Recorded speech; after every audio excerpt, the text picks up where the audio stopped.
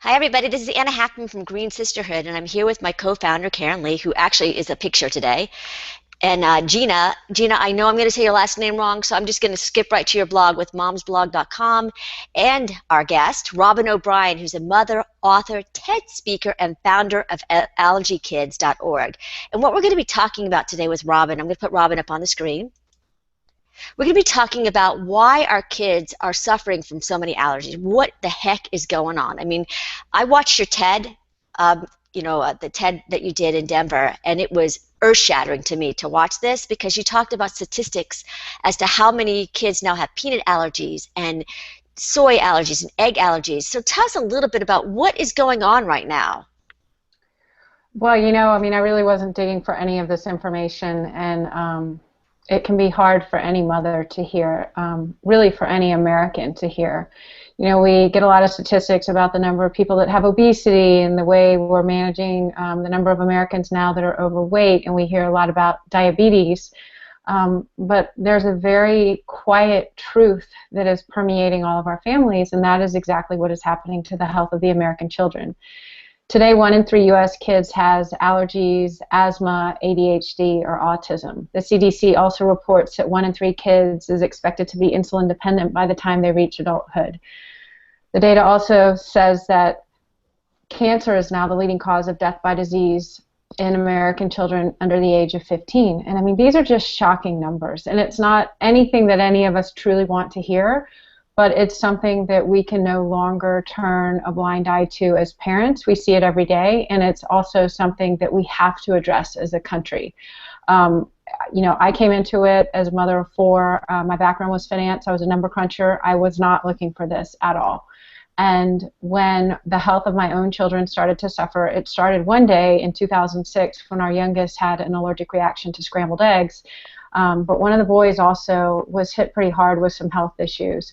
And in 2006, I threw myself in all of this analytical number crunching skill at this situation and tried to put together a picture of what was happening to the American children. And what I learned, I can honestly say, I never wanted to learn, but I couldn't unlearn it. And in 2006, I learned that from 1997 until 2002, there had been a doubling of the peanut allergy.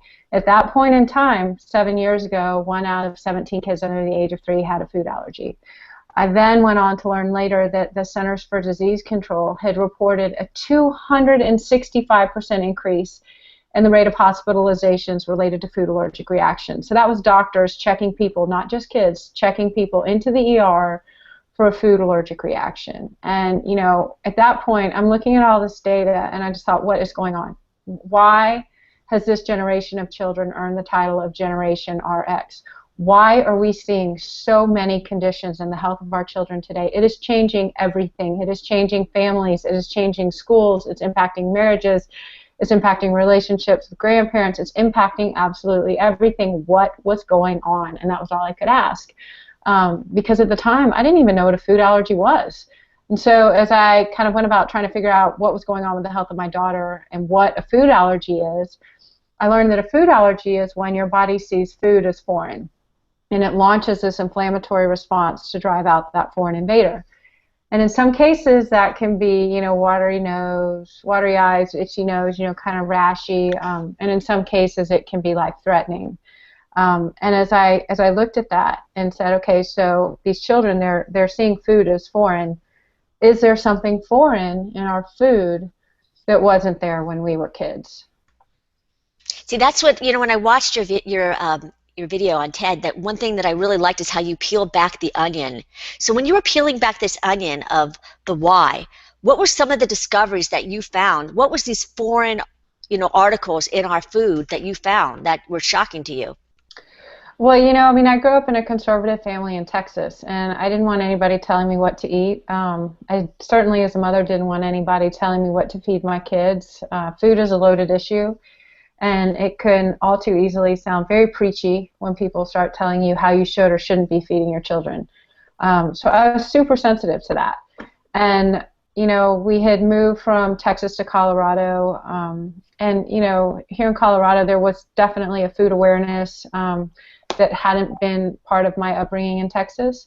But I sort of dismissed it as this alternative kind of lifestyle choice. And as I began to dig into what was happening to the U.S. food supply, I had studied these business models. I had been an analyst, an equity analyst that had covered the food industry, and I knew the cost-benefit analysis and why companies would swap out all of these real ingredients and substitute in all of these artificial ones because it helped them drive their profitability. It helped their margins to use artificial ingredients instead of real ones. So I totally got that as a business model, but for some reason I had compartmentalized it and not actually thought it through to how that might be impacting the health of my kids. And so when the health of my daughter was challenged, all of a sudden I was like, are these kids allergic to the food that we've all been eating for generations? Or are they allergic to all of these artificial ingredients that are suddenly getting pumped into our food to help drive profitability?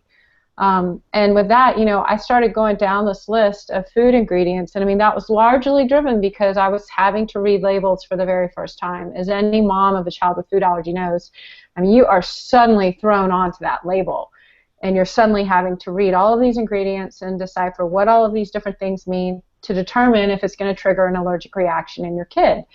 And as I started learning about these ingredients in our food, it basically was like, what is this, and where did it come from? And what I was quickly learning is that so many of the ingredients in our processed food today have been introduced in the last 15 years. And they were never in the food supply before. They were introduced by chemical companies, and they were designed to help the chemical companies basically sell more of their chemicals. They introduced this genetically engineered soy and this genetically engineered corn, so that farmers, when they're using this new product, this new corn product or this new soy product in the field, could just routinely spray increasing doses of their toxic weed killers. And so again, as an analyst, I thought, wow, that's a pretty smart business model. If I'm a chemical company, I got to sell more chemicals, and how better to do it than make that little seed able to just tolerate record doses. So I got the business model. But what I started to learn was that the United States was one of the only countries in the world that had allowed for the introduction of these genetically engineered ingredients into our food supply without labels. And the primary reason for that was that because no long-term studies had ever been conducted. So countries around the world, 64 countries around the world today said, we don't know what the impact of this is going to be. We don't know what the impact of all of this spraying of all these chemicals is going to be on the environment or on the soil or on the farms. We also don't know what the impact is going to be of these new genetically engineered ingredients in our food supply. And so I turned back to industry and I thought, okay, so what would be their argument for this? And they said there's no evidence of harm. And as I looked at that, I thought, well, there are no labels. So how in the world could there be any evidence if there are no labels? And that's when I realized that, as parents who are doing everything we can to try to protect the health of our children, we're told how much sugar is in an ingredient, how much fat, how much protein, how much salt. We're told the allergens, but we were not told that these genetically engineered ingredients were introduced into our food. And that, to me, felt like an injustice that had been done to all Americans. When I learned that countries around the world, Australia, New Zealand, Japan, all of Europe, but even countries like India and Russia and Syria, that they were giving their citizens that right to choose, that right to know that these new ingredients had been introduced by the chemical companies, and we hadn't here in the United States. That, to me, was probably one of the most difficult things to accept as an American, was that we had not been given this liberty. What's really surprising is that you also spoke about the business model of how much we're actually wasting, with all these great chemicals to make the grains last longer, grow better. We're wasting a ton of money on actually the product at the end of the day. Tell us a little bit about that. Like, what is the real story behind the business model? Well, again, I really turned to industry, and having sat on that desk listening to management teams come through and roll out their business models and justify, why they were introducing products, to roll out the medical studies and the scientific studies that they had funded that said, yeah, it's fine, it's safe. I totally got that business model. And one of the things that the industry was saying was that, we need this technology to feed the world. And, as a mother, I don't care what country you're in, as a mother, when you think about starving children, like, it absolutely goes front and center. So I thought, I cannot get in front of that if this technology is truly intended to feed the world. But at that point, I realized the industry was spinning a lot of PR, and I kind of stepped back and thought, let's question this. Do we really need this technology to feed the world? And what was interesting was that the United Nations had issued a report saying we need a whole toolbox of technologies to feed the world. And sure, the chemical companies have introduced one with these genetically engineered tools and this whole suite of chemicals that are needed to grow those products. But that's a very chemically intensive way of farming, and it's not the only way. And when you look at the diversity of farms around the world, of climates around the world, of soil conditions around the world, it is not going to be one size fits all. You cannot genetically engineer a corn plant to be one way and have it fit for all these farmers. And what the United Nations was also citing was that we have absolute record amount of food waste, and that anywhere between a third to 40% of the food that's actually produced gets thrown out along the way because, a tomato isn't perfect, the carrot isn't the right shape, something looks funny, and the consumer's not going to accept it.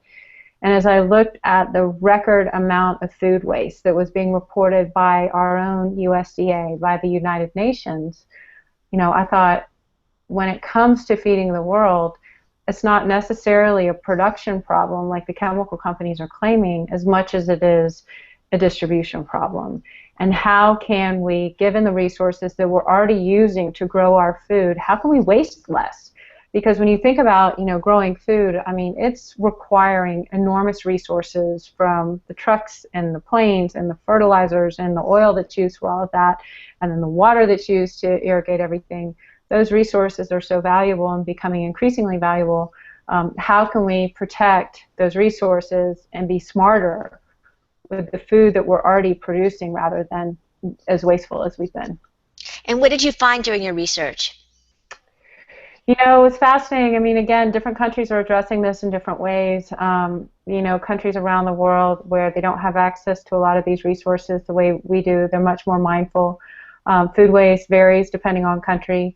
And in the U.S., we're starting to really see a push by industry, thank goodness, to really address this food waste issue.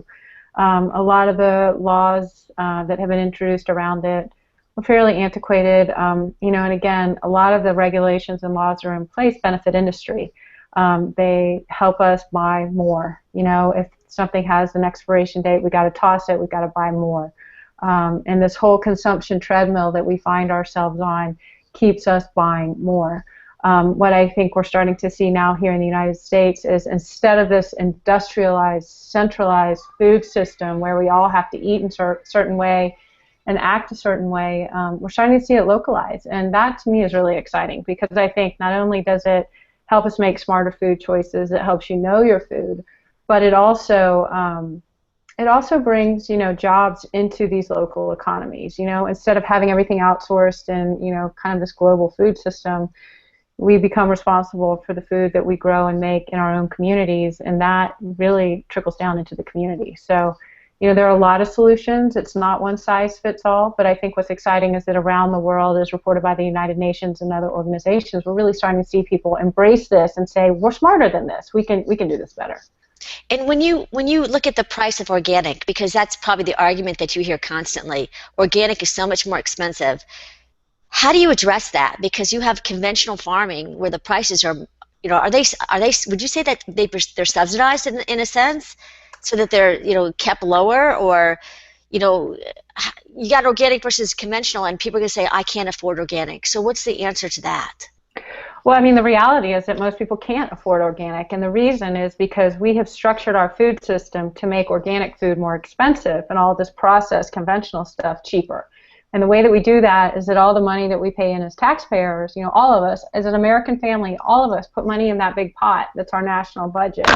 And that money is being used to support the growing of these crops with all these chemicals. And we do it in a lot of ways. We do it in these subsidies, which are basically these checks that are written to these big farmers to help them grow these crops. But we also offer marketing support to the guys that are growing the crops with all these chemicals. We offer crop insurance. So, again, like there's very little risk. It's basically encouraging farmers to grow things with this very chemically intensive oil dependent system. Whereas the farmers that are growing things without all of these chemicals and without all of these inputs that a lot of countries are saying, hey, that might be causing harm. We don't necessarily want to use all of these inputs. So the farmers that are growing things without those products, that by definition is USDA organic, which means by law that these foods are grown without the use of this genetic engineering and without the use of this new technology and without the use of all of these synthetic chemicals that might cause harm. And what happens to those farmers that choose to grow things that way is that rather than receive the financial support that these guys over here have received, they instead have to pay fees to prove that their products are safe. They then have to pay fees to label it. And then on top of that, they don't get the marketing support. They don't get that insurance support that the guys using the chemicals get. So their whole cost of production is higher, which obviously, flows through to the consumer. And as I learned that, I don't know anybody that hasn't been annoyed by the high price of organic food. But if you really look at it, like that's the true price of food. And by using all of this government taxpayer money to support these chemically intensive crops, we've reduced that price of food, making it seem cheaper.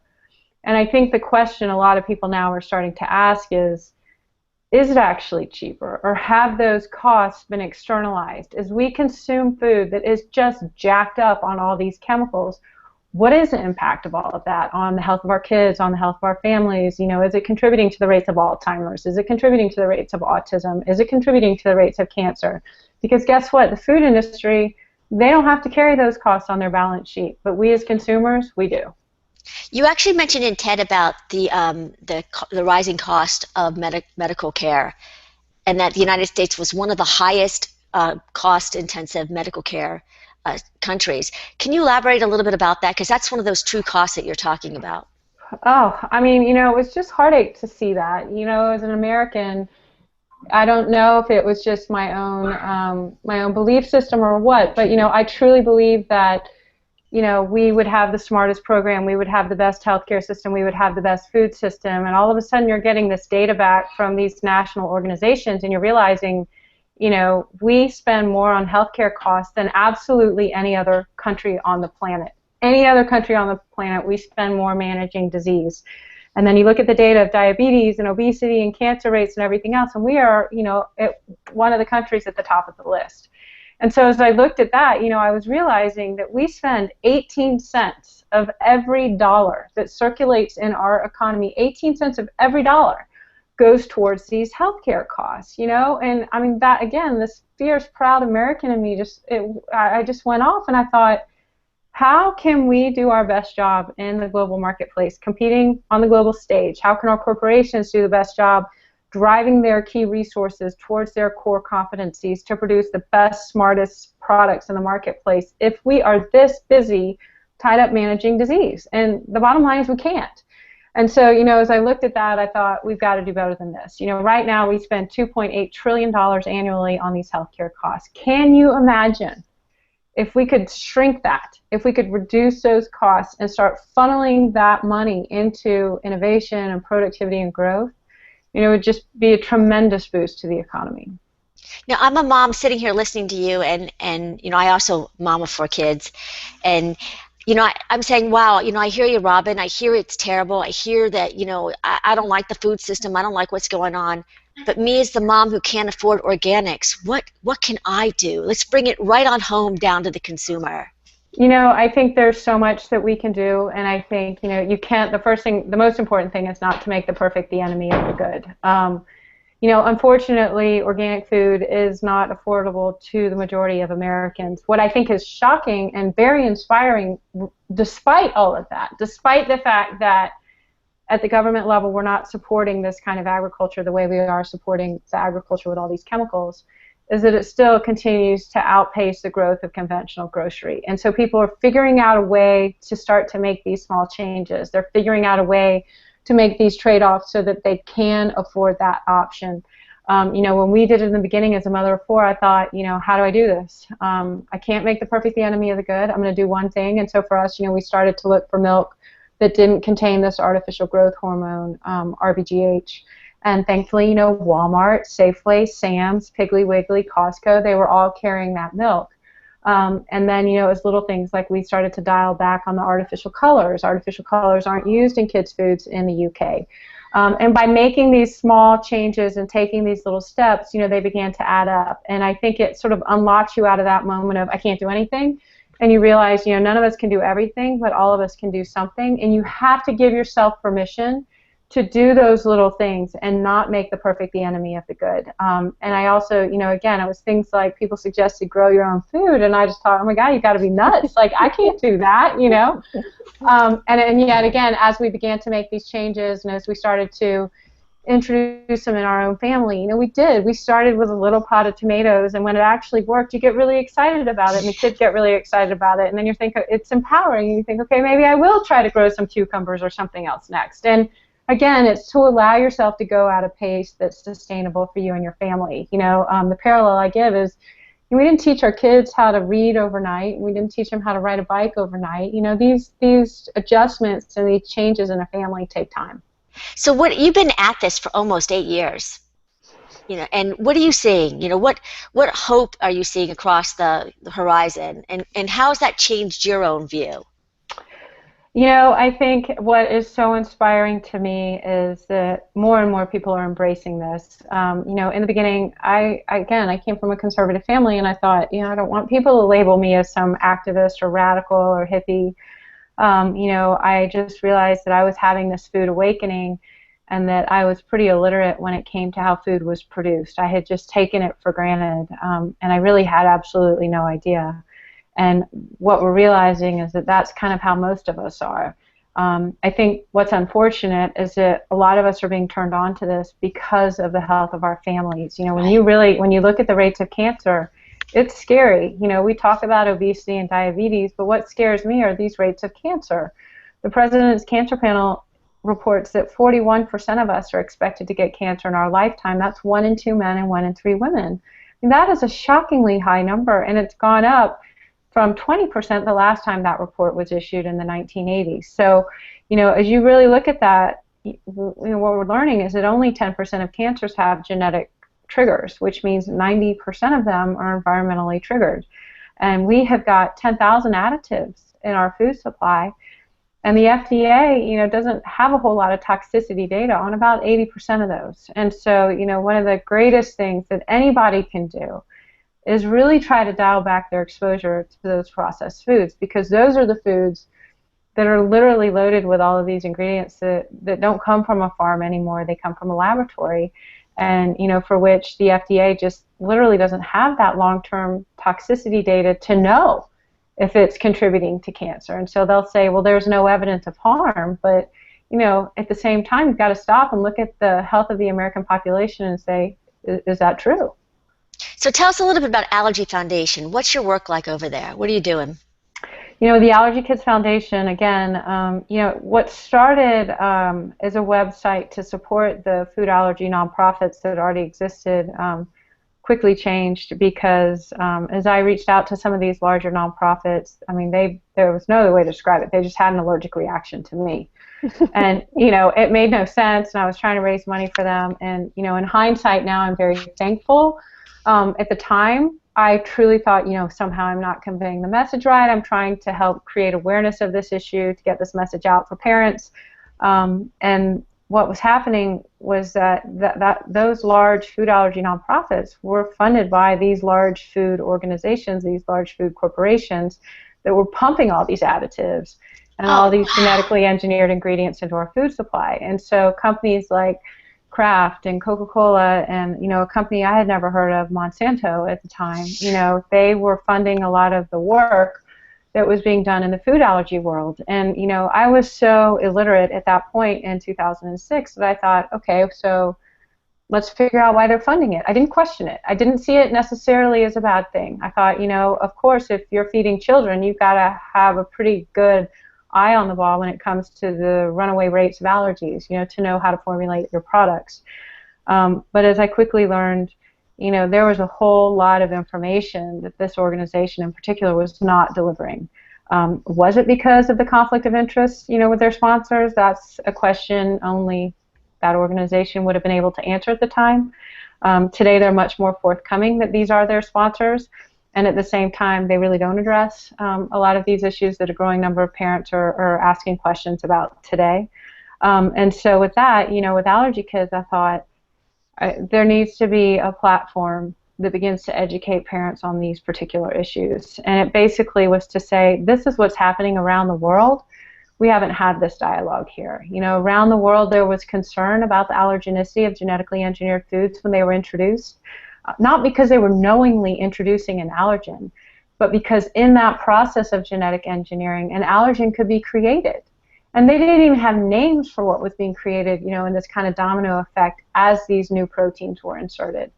And so, to me, that merited a dialogue. And so, I had to dig pretty deep for courage in those early days to come out and begin to address this, to say we need to have this conversation. Parents in the United States deserve to know the way parents around the world have already been told about these new ingredients going into the food. And so for that, we now really are there as sort of an on-ramp for parents of the 1 in 3 kids that have allergies, autism, ADHD, or asthma. And the reason being is that a lot of these conditions tend to go hand in hand with another one. If you have a child with food allergies, a lot of times she's going to have asthma. If you have a child with asthma, they may also have ADHD.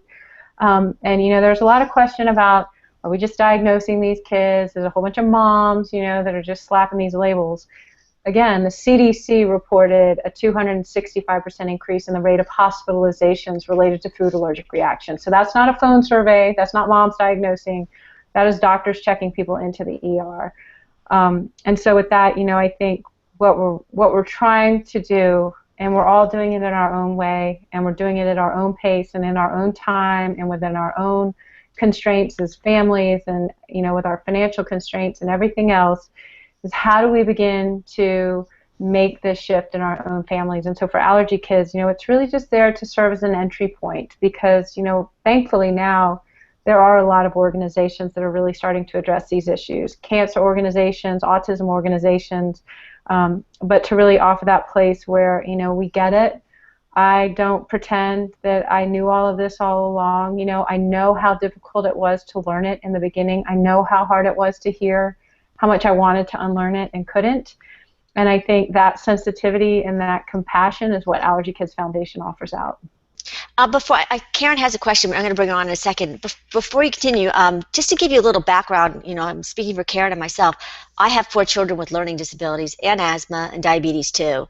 So I get it, and I do understand that sometimes, unfortunately, that's your entrance into this whole myriad of understanding. Karen's got children with eczema, allergies. Gina, I don't really know. Gina, we'll bring her on later, but it's just becoming so overwhelming, and it's really eye-opening what we're doing. So I know Karen wants to make a comment too. Oh, Gina's saying she too has the same issues. So Karen, I'm going to put you up for a question. Go ahead, Karen.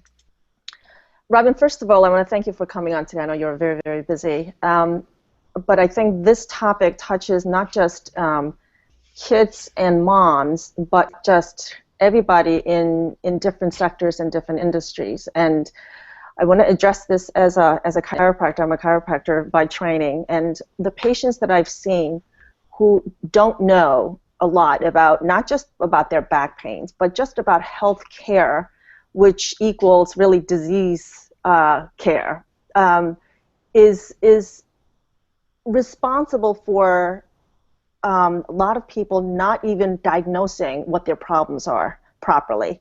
And as a doctor, I see this, but also as a mom who consulted medical doctors asking, why are my kids having these symptoms? And guess what? When it turned out to be allergies, they didn't know that they were allergies. And when they thought that they were allergies, they just said, oh, take this pill, put this on, put this cream on, and the skin is kind of dry, or whatever she has a cold, or whatever the case may be.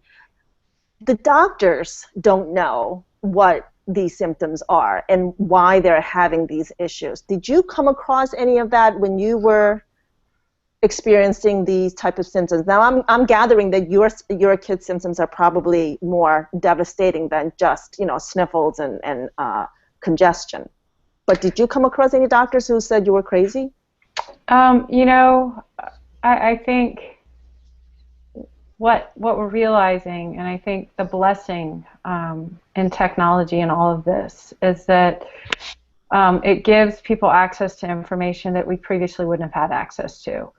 And so, you know, as I was reaching out to different doctors, you know, that were quick to dismiss some of the concerns, I did a little digging on some of these doctors and realized that, you know, at the same time, they were also very quick to dismiss 10 or 15 years ago that a child could have more than one allergy. Right. So, you know, what was happening obviously was that this space was changing so hard and fast that a doctor that had been trained in, say, the 1970s or the 1980s, you know, we're dealing with a food supply that flat out didn't exist in this form when these guys were back in medical school. So if you were in medical school prior to the 1990s, genetically engineered food wasn't even in the dictionary yet. And so, you know, what I learned is that, you know, here we were as mothers, you know, doing this incredible amount of research and this incredible amount of investigation that is propelled by the purest motive possible, which is to protect the life of your child. And these guys that had maybe gone to school 20 or 30 years ago, they just flat out didn't know. And I mean, any of us, we're human. And when you're caught in that position where you feel ignorant or uninformed or stupid and you're supposed to be the doctor, I think it speaks to the level of person, you know, that can say, wow, I didn't get this in school, I need to know about it, or somebody that just rejects it because they weren't familiar with it and shuts it down. And so, you know, what I learned quickly was to really, if I got that kind of defensive rejection type of attitude, I got a second opinion. And what I found was that doctors that were younger, that had kids in our children's generation, are much more dialed into this issue. They know that these are very serious conditions that we're seeing in the health of our kids. And so, you know, I quickly turned to some of these other doctors. But, you know, just recently I just heard from a doctor out of Boston, and he reached out because his own son had peanut allergy, and he said in his pediatric studies, food allergies weren't even addressed. Which, you know, he's a fairly young doctor, so it speaks again to this gaping hole in the education that these guys are not getting. And then he shared, you know, when we're in medical school, we maybe only get an hour or two of diet and nutrition, and how that can impact the health of a child. And I mean, you think about it, like a child's diet absolutely dictates the health of that child on so many levels. And this guy was saying, you know, we aren't even taught that in school. And then, you know, the more that he got into it, the more that he was struggling as a father with the condition of his own child. He was very forthcoming in saying, you know, we just simply aren't taught this in medical school. And I think, you know, we're in a culture where instead of getting to the underlying cause of a condition, we treat the symptom. So instead of figuring out what's triggering that food allergy reaction, what's triggering the runny nose, the hives, the watery eyes, the cough, the mucus, we just treat it. You know, we pump medicine in that's kind of mute that, mute those symptoms. And, you know, when I thought about that, I'm like, that's like if I were standing on a thumbtack and took aspirin until it stopped hurting. You know, you don't do that. You figure out that you're standing on a thumbtack and you get off the thumbtack. And the same thing. A perfect chiropractic patient, because that's what we do. You know, we go after what the cause is, right? And we prevent, and we never say we cure anything, and we don't have this allopathic Band-Aid approach. And when you go to the doctor, what do they give you? They give you pills to think that this is going to just take care of whatever symptoms you have. Well, and I think, you know, when I really learned how our skin is our largest organ. Oh yeah. And, you know, when I looked at what was happening with one of the boys and his skin, and the rashes were so raw that he didn't want to take his shirt off at the pool, you know, I thought, if this is what I am seeing outside on his largest organ, exactly, what's going on inside in these other organs, and all this chronic mucus and these chronic ear infections and all these problems this child was having. And rather than addressing food allergy as just, you know, something that's simply addressed by the allergist, how do you look at the whole child and say, you know, what are symptoms here of this food allergy. And, that's when we really started to expand the scope of the work, with Allergy Kids Foundation, really to reach out to medical advisors who could really speak about, these conditions or symptoms of an underlying cause and treat the whole child, not just treat the allergy child. I think you need a medical degree, holistic medicine degree. How's that for your next title?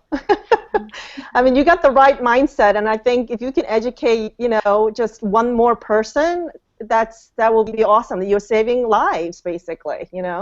I think Gina has a question, so we're going to bring her up. Right, Gina, you have to unmute your mic because I'm going to bring you up. Okay, ready, Gina? Okay. Oh, we can't hear you still. Hi, Gina. can you hear me now? There you go. Yes, we can. Go ahead. Okay. Yep, you're good to go. I have 2 children with learning disabilities. I have a daughter with Down syndrome who has allergies, undiagnosed and cured by me. And I have a daughter with autism. And one of the hardest things, as you said, is to find information I can trust about what I can feed them and what they shouldn't go near. And I've been working on it for like 2 years now. So do you have any recommendations about how I can find information that I can trust about nutrition? Yeah, first of all, I admire your strength and your courage, because I think for so many parents today, we find ourselves on this landscape of motherhood that is so different to anything we could have anticipated.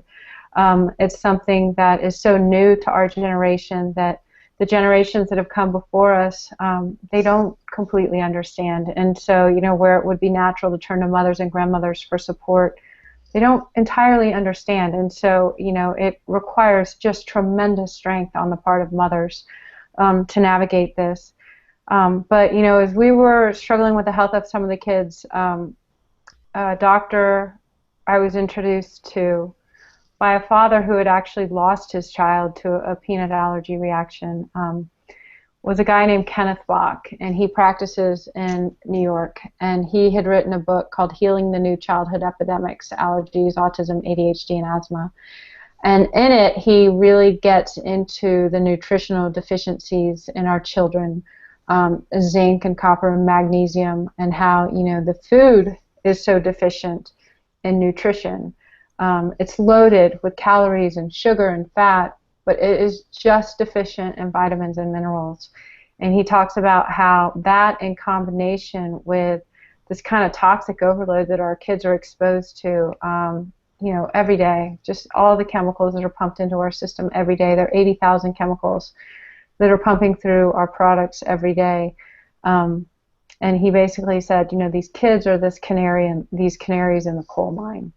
And as we really stop and look at what is happening to the health of the American children, how can we do a better job of improving their nutrition and at the same time helping get these toxins back out of them?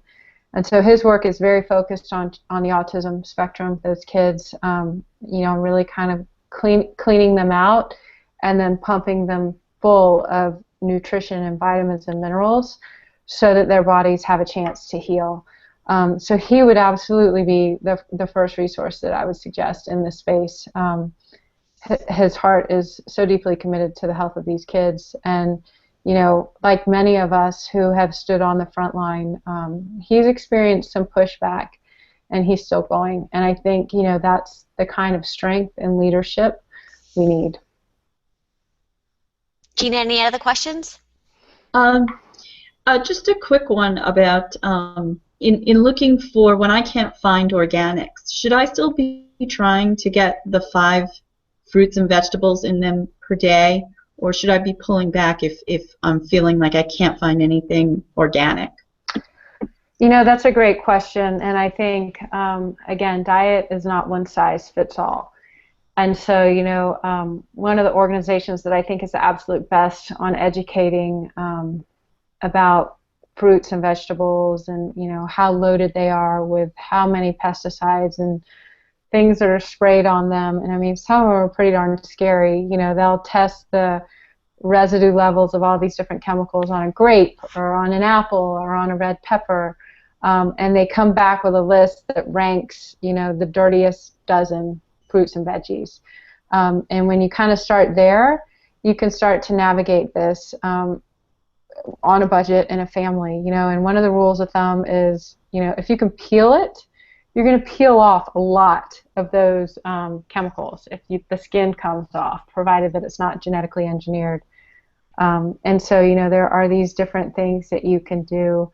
Another suggestion that I often encourage is, you can go to the frozen food aisle and you can find fruits and vegetables, even organic fruits and vegetables that are frozen and a lot cheaper than the fresh produce that would be in the produce section. So, there are ways to sort of get creative and get smart.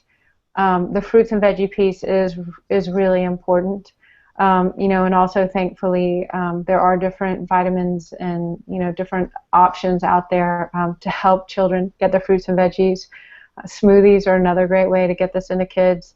And to really give yourself permission to think outside the box, because I think one of the things that I've learned is that we all again thought we were going to be inheriting motherhood that looked a certain way.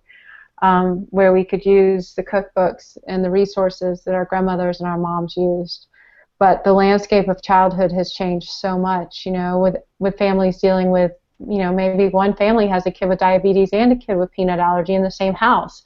And so because of that, you really got to give yourself permission to have this flexibility that's going to allow you to move through this in a way that you can protect the health of your children and also, maintain your own strength for the road ahead. Tina, those were amazing questions. Thank you so much for coming on and asking those questions. Robyn, you have a book out, and actually we're going to be doing a giveaway on Green Sisterhood of 2 of your books, but tell everybody about your book briefly. What's in it? Well, the book, I didn't want to write a book. That really was like having a 5th child. And a nose. But she wrote a book. It was an incredible opportunity that came about in a very unlikely way. I had been in the press a fair amount early on talking about this, and there was some pretty aggressive pushback that happened. And when that happened, the publishing world really caught onto it pretty fast, and they said, what's your story? And so within a couple of weeks, I was in New York meeting with these different publishing houses about what was happening, and the pushback I had had from the food allergy organizations, the letters that I had received, the aggressiveness with which I was treated, and I was terrified. And I somehow early on just thought, can someone else please tell this story? I don't want to have to tell it. I just wanted to go back to being a mom and then ultimately go back into the finance world. But the publishers, they said, you are such an unlikely crusader for this, and it's very compelling because you can dissect it from this financial point of view as well as the experience you've had as a mother. And so the book follows my story of unearthing this information and what we went through as a family personally as we did that. But also, it weaves it together with the financial cost-benefit analysis into why these corporations have done it the way they've done it. And having covered the food industry, I had a lot of insight into that too. And then the back half. I'm sorry for interrupting, but that's unhealthy truth. The unhealthy truth, yeah. Okay. And then the back half of the book was okay. So there I was, a mom of 4. I had this moment where I was standing in the kitchen, and literally everything in my kitchen was just full of all these things, high fructose corn syrup, artificial dyes, artificial growth hormones, genetically engineered ingredients. So I'm standing there and thinking, like, what am I going to do? If I try to change everything all at once, my husband's going to freak out because of the budget for the food supply. My kids are going to, there's going to be mutiny at the kitchen table because they're going to freak out because all their regular staples suddenly won't be there. And so, with that, I thought, how do I take these baby steps and begin to make these changes at a pace and in a way that our family can sustain this and digest it. And so the last part of the book is exactly that. It was these really early steps we took and how to give yourself permission to make these changes in a way that your kids can deal with it, your husband can deal with it, your budget can deal with it. And what I found was so incredibly inspiring was that as my readers really embraced it, they had the most incredible stories of the way their family's health had changed. And it wasn't saying that everybody suddenly got off all their medications. You know, in a lot of cases they did, and they saved a lot of money on that. But it was really this vitality that came back into the lives of these families, marriages that were better because the children's behavior was better. You know, the parents weren't fighting over this, you know, incredibly aggressive child all the time. And so there were just all of these things that started to move, and they were impacted simply by making these shifts in our diet. And they weren't radical. You know, it was just using less artificial colors, you know, dropping some of these ingredients. And, you know, I've had before and after pictures of, you know, guys that are 65 years old that are wearing the same size pants they wore in high school now, and so they'll send a before and after. And, you know, those kinds of stories are so inspiring. And I think, you know, I really wrote the book for the mom that doesn't have access to the organic grocery store. I wrote it for all of us because I felt that, you know, clean and safe food is a fundamental human right, and I think this should be afforded to all Americans. I don't think it is something that is just for elite people and just for certain zip codes. I truly believe that this is something that is a fundamental American right.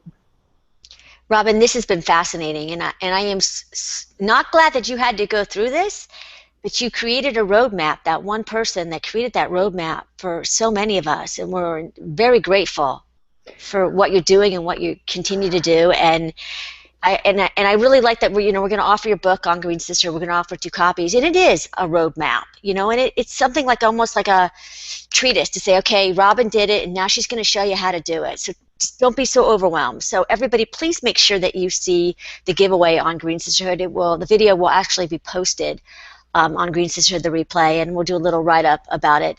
Robyn, it was really a pleasure. Is there any final statement you'd like to make before we close? Yeah, I would. You know, I mean, I think it can be really overwhelming, all of this. You know, especially if your husband isn't on board, or maybe your parents don't understand. And so I think one of the first steps anybody can make when they have decided to embrace this change is to find a friend.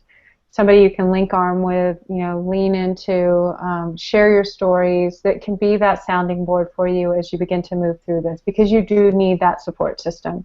So, you know, before you try to change anything in your kitchen, find a friend who cares as much as you do so that you guys can do it together. It's great advice. Everybody, next Tuesday we are taking off the week. Both Karen and I are taking kids up and around to college. Talking about kids. Talking about kids. Yeah, you should see the food bags that I have for snacks going off to college. I mean, we didn't talk about college kids because they're small adults now. It is just amazing how difficult it is to pack them what foods that they can eat, you know, like late night snacks and things like that. It's been an adventure. This is another, that's another hangout altogether. But, right, you haven't gotten there yet, but wait till you get there. Yeah, next week we'll be on the road taking care of our grown-up kids. And I think on September 3rd we have Penelope on Non-Toxic Baby. She's going to be on talking with us. Toxics, yeah. Yeah, talk about toxicity. As you can tell, we're pretty toxicity focused. And Gina, thank you so much for coming on. Your questions were great. We're really glad you had time to share with us. And Robyn, you know, if you ever want to come back on again, our door's open. You know, new developments. You are such a wonderful crusader, and we are so lucky to have you in our life. No, thanks so much, you guys. Thanks for all of your great work. And everybody, thank you so much for watching, and we will see you on September 3rd.